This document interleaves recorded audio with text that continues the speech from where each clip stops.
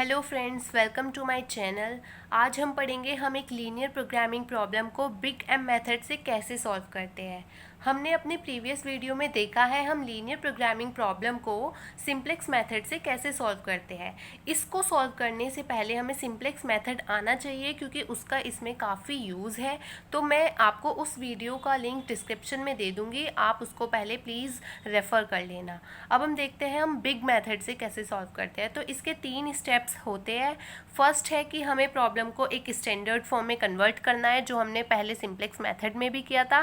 Second है कि इसमें हमें आर्टिफिशियल वेरिएबल्स को -m वैल्यू असाइन करनी होती है। इसमें आर्टिफिशियल वेरिएबल्स ही एक्स्ट्रा होंगे। फिर सिंपल वही है कि सिंप्लेक्स मेथड को यूज़ करना है। तो हम क्वेश्चन के हेल्प के थ्रू समझते हैं कि ये कैसे होगा। तो हमारे पास क्वेश्चन गिवन है maximal z is equals to 2x1 + 4x2 subject to, और ये इनइक्वालिटीज़ गिवन है 3। अब हमने देखा था सिंप्लेक्स मेथड में कि एक स्टैंडर्ड फॉर्म क्या होगी। एक तो हमारा जो ऑब्जेक्टिव फंक्शन है वो मैक्सिमाइजेशन की फॉर्म में हो, जो ऑलरेडी है, और जितने भी इनइक्वालिटीज़ हैं उनको हम इक्वेशन की फॉर्म में कन्वर्ट करते हैं स्लैक वेरिएबल और सरप्लस वेरिएबल ऐड और सब्ट्रैक्ट करके। तो देखते हैं अब हम कैसे करते हैं। हम ये क्वेश्चन ले चुके हैं। अब हमारे पास जो ऑब्जेक्टिव फंक्शन है वो ऑलरेडी मैक्सिमाइजेशन की फॉर्म में है, तो हम इसको लिख लेंगे maximum z is equals to 2x1 + 4x2, और ये लेस देन है तो हम इसमें एक स्लैक वेरिएबल ऐड करेंगे। तो हम लिख लेंगे subject to 2x1 + x2 + s1। हमने एक स्लैक वेरिएबल ऐड किया और ये इक्वल्स टू में कन्वर्ट हुआ। नेक्स्ट इक्वेशन हमारे पास जो है ग्रेटर देन और इक्वल्स टू की फॉर्म में है, तो हम इसमें एक सरप्लस वेरिएबल सब्ट्रैक्ट कर लेंगे। जब हम इसमें एक सरप्लस वेरिएबल सब्ट्रैक्ट करेंगे तो हम इसमें लिख लेंगे -s2 इज इक्वल्स टू 30। ठीक, अब ये ऑलरेडी इक्वल्स टू की फॉर्म में है, तो हम लिख लेंगे x1 + 2x2 is equals to 26। अब देखते हैं हमें बिग एम मेथड की ज़रूरत ही क्यों पड़ी।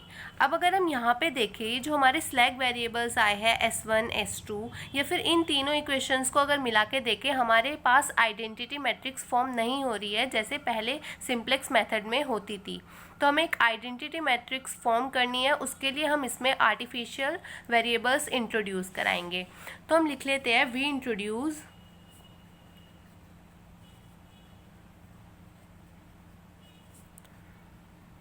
आर्टिफिशियल वेरिएबल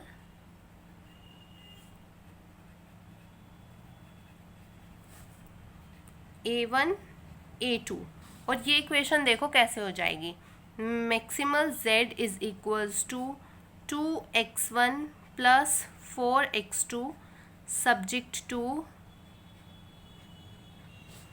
अगर हम फर्स्ट इक्वेशन को लिखें तो 2x1 + x2 + s1।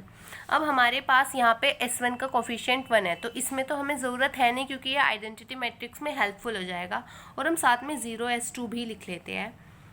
फिर 3x1 + 2x2 0s1 -s2। अब ये तो आइडेंटिटी मैट्रिक्स फॉर्म करने से रहा, इसमें हमें एक अपने पास से आर्टिफिशियल वेरिएबल ऐड करना होगा a1, और हम इसको लिख लेंगे इक्वल्स टू 30।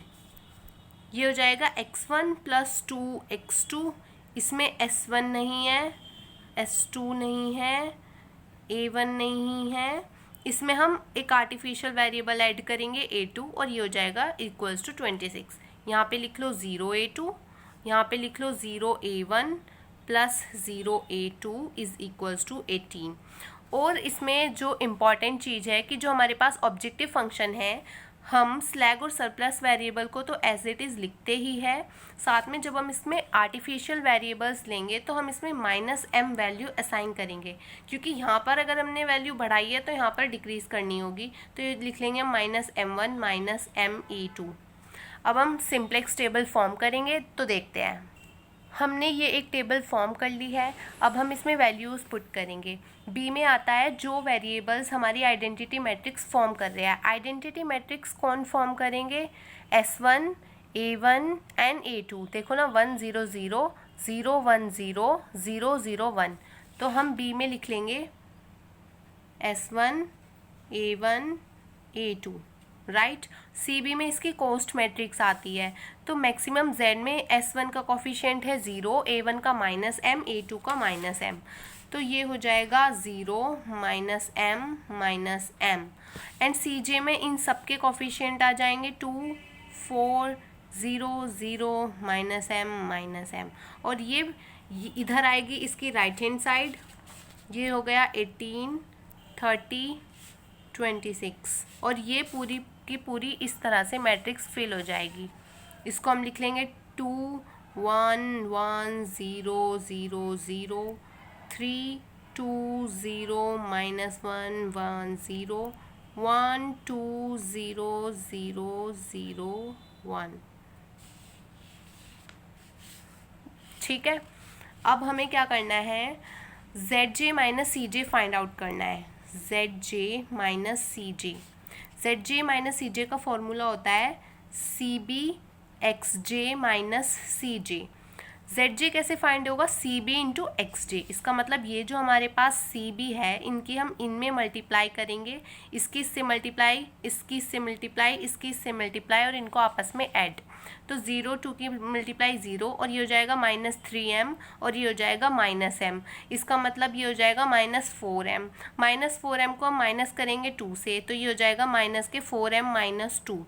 अब ये 0, ये -2m -2m -4m -4m -4, ये 0, ये हो जाएगा m, ये हो जाएगा -m और फिर हम जब दोबारा से माइनस करेंगे तो +m, तो ये 0 हो जाएगा।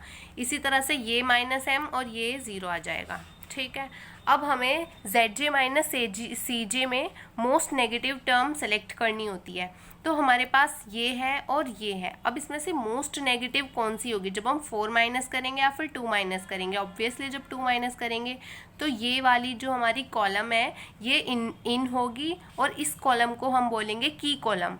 अब हमें फाइंड आउट करना है कि की रो कौन सी होगी, तो उसके लिए हम मिनिमम रेशो फाइंड कर लेते हैं। मिनिमम रेशो, और मिनिमम रेशो होता है XB अपॉन जो हमारे पास की कॉलम आया है X1, तो XB अपॉन X1, राइट। अब XB है हमारे पास 18, X1 है 2, तो 18/2 9, 30/3 10, 26/1 26। अब इसमें से मिनिमम वैल्यू है 9, तो ये हो जाएगी आउट। तो ये वाली जो फर्स्ट रो है ये होगी हमारे पास की रो, और इनका जो कॉमन पार्ट एलिमेंट होगा ये 2, इसको हम बोलेंगे की एलिमेंट।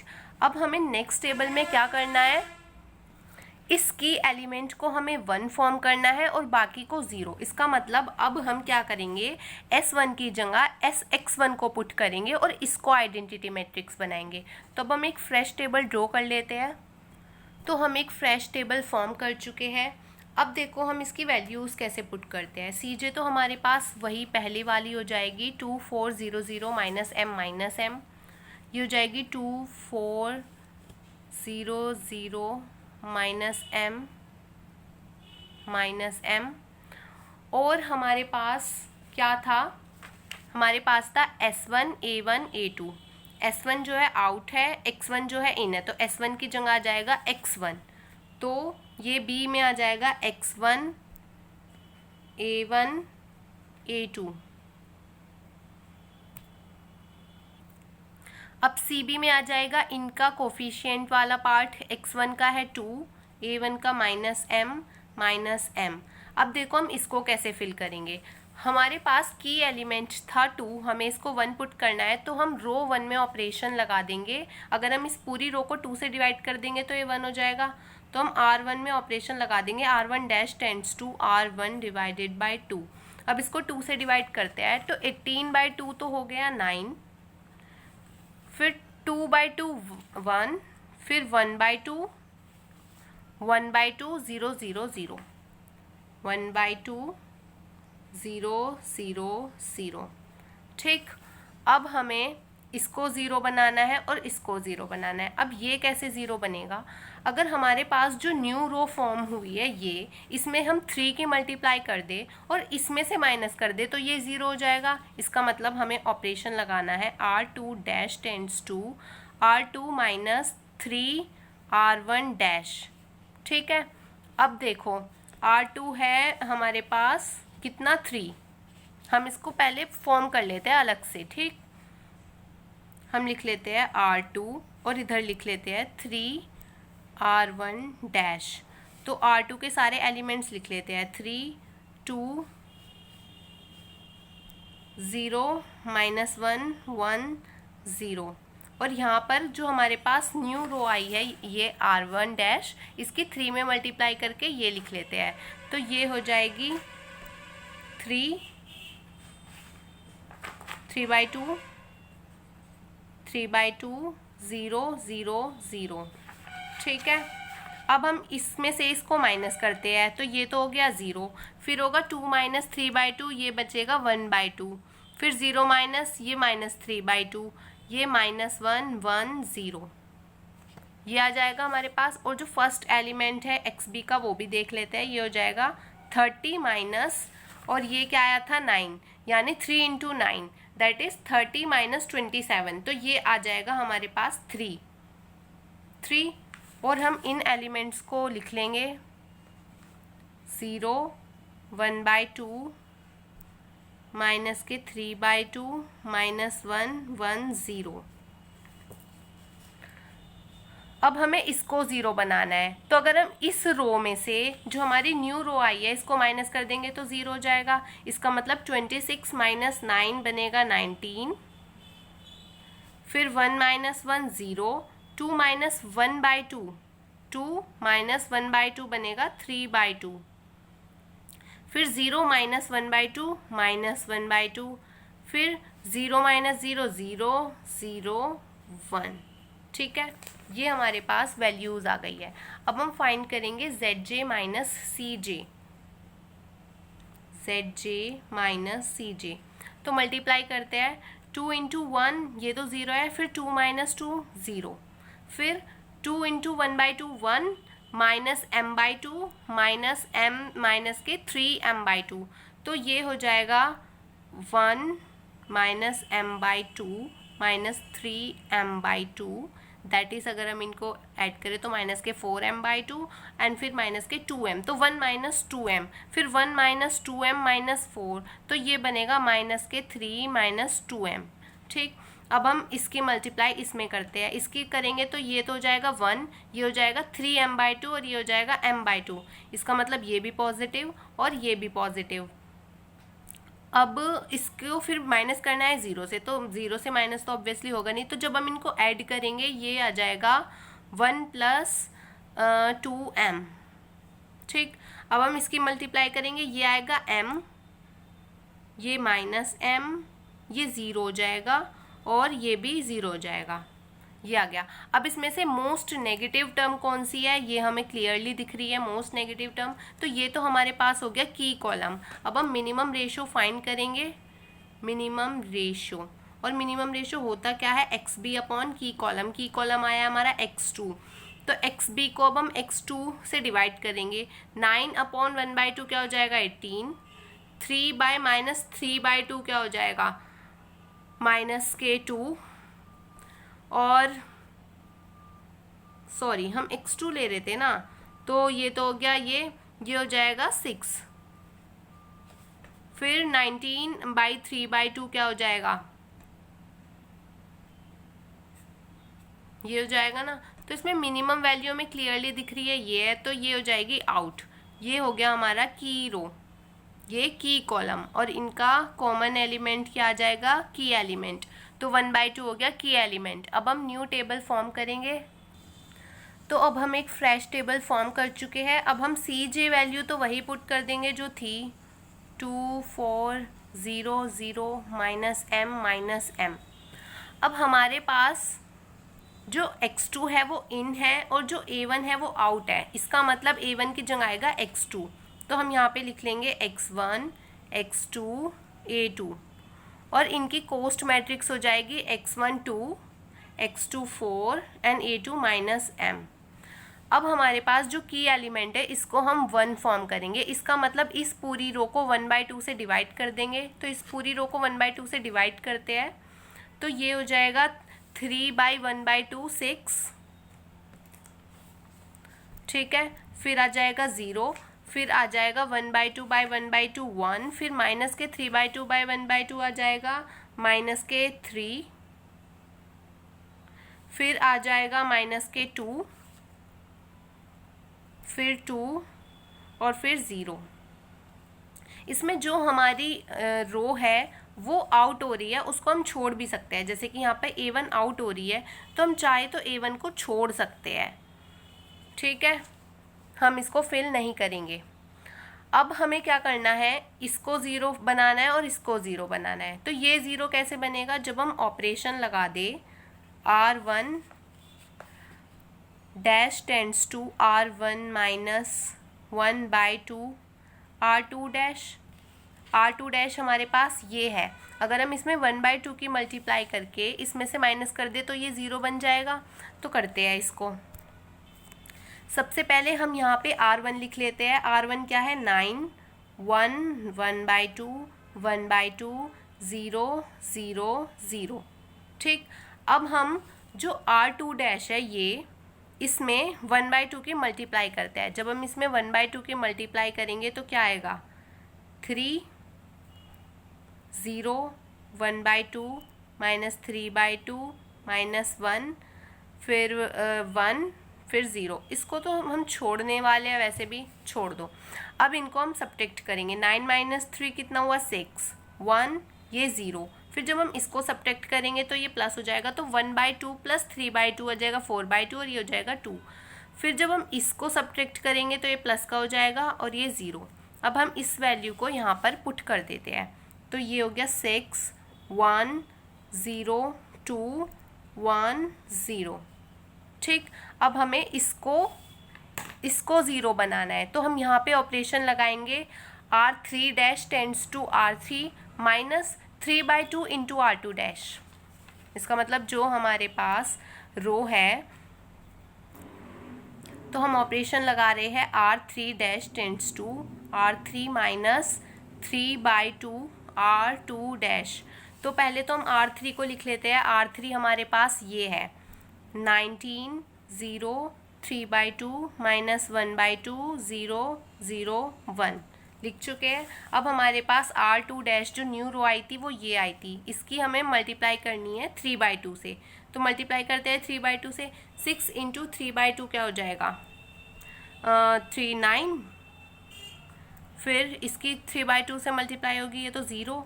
इसकी 3/2 से मल्टीप्लाई होगी 3/2। इसकी 3/2 से माइनस के 9/2 और इसकी माइनस के 3 इसकी है ना, और ये तो हम काट ही चुके हैं और ये हो जाएगा 0। अब इनको सब्ट्रैक्ट कर लेते हैं। तो ये हो गया 10, 0, 0। इसको तो इसका साइन चेंज होगा, मतलब 9/2 में से हमें 1/2 माइनस करना है तो आएगा 8/2 और ये आ जाएगा 4। ये हो जाएगा 3 और ये 1। अब हम इसको इसमें फिल कर लेते हैं। तो ये हो गया 10, 0, 0, 4, 3, 1, राइट। अब हम ZJ माइनस CJ फाइंड करेंगे।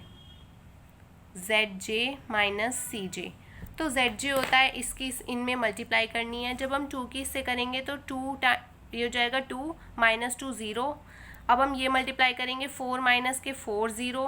अब इनकी मल्टीप्लाई कर लेते हैं, ये हो गया 4, ये हो जाएगा माइनस के 4 माइनस के 12, सो ये आ जाएगा माइनस का 8, फिर माइनस का 4m, इसकी मल्टीप्लाई करेंगे आएगा 2, फिर माइनस के 8 तो हो जाएगा माइनस के 6, माइनस के 3m, फिर इसमें मल्टीप्लाई करेंगे तो ये हो जाएगा 0, 0 माइनस m, ये हो जाएगा 0। अब हमारे पास ZJ माइनस CJ की ये वैल्यूज़ आ चुकी है। जैसे कि हम S1 ऑलरेडी हमने आउट किया हुआ है तो इस कॉलम को तो हम लेंगे भी नहीं तो भी फ़र्क नहीं होगा। अब हमारे पास नेगेटिव वैल्यू सिर्फ ये है तो ये होगी इन, ये हो जाएगी की कॉलम। अब हम मिनिमम रेशो फाइंड करेंगे, मिनिमम रेशो, और मिनिमम रेशो का फॉर्मूला होता है XB अपॉन की कॉलम आई है XS2, ठीक। XB हमारे पास ये था, इसकी इससे डिवाइड कर देते हैं तो ये हो गया 6, माइनस की टर्म हमें नहीं लेनी होती और ये हो जाएगा 10/3। तो ऑब्वियसली जो मिनिमम वैल्यू है वो ये है, तो ये हो गया आउट। अब की बार हमारा A2 बाहर जाएगा और S2 अंदर आएगा। तो हम एक न्यू टेबल फॉर्म कर लेते हैं। तो अब हमने एक न्यू टेबल फॉर्म कर ली है। अब जब हमारा A2 बाहर जा रहा है तो वो उसकी मतलब जो उसका कॉलम था वो भी अब हम नहीं लिखेंगे। CJ तो एज इट इज़ रहेगा 2, 4 और S2 के लिए 0।